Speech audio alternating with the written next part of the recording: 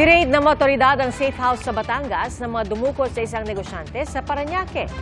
Timbog ang 12 suspect kabilang ang 6 na Tsino.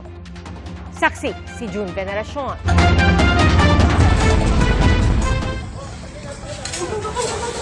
Armado ng matataas na kalibre ng baril, pinasok ng mga tauhan ng PNP Anti-Kidnapping Group ang isang safe house umano ng mga kidnapper sa Batangas. Hindi na nakaporma ang mga kidnapper.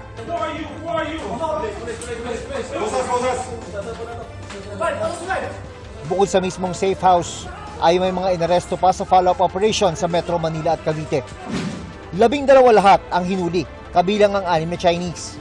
Nakuha sa kanila ang mga baril at higit 1 milyong piso at mga uniforme umano ng police at security guard. Nakita rin po doon isa-isa sa mga sasakyan bagong patay na uniforme ng security guard, pati na rin na police.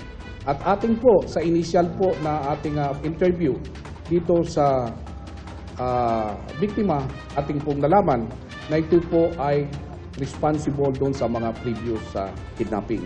July 1 ang dukutin umano ng mga sospek ang negosyanteng biktima sa Parañaque City. Pagkatapos ay itinago siya sa safe house sa Batangas. 12 araw pagkatapos i-report ang insidente, naglunsad ng operasyon ng PNP AKG. Nakapagbayad na daw ng ₱1,000,000 ang pamilya ng biktima, pero hindi pa rin pinakawalan. We were able to prevent ng supposed to be na isasagawa nilang isa pang kidnapping. Na kung saan ay sabi nga doon na ito daw na next na kanilang target na may bantay ay kanila munang uunahin na titirahin bago nila kukunin. Sinusubukan pa naming makuha ang panig ng mga sospek. Para sa GMA Integrated News, ako si June Veneracion, ang inyong saksi.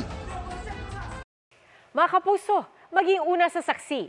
Mag-subscribe sa GMA Integrated News sa YouTube para sa iba't ibang balita.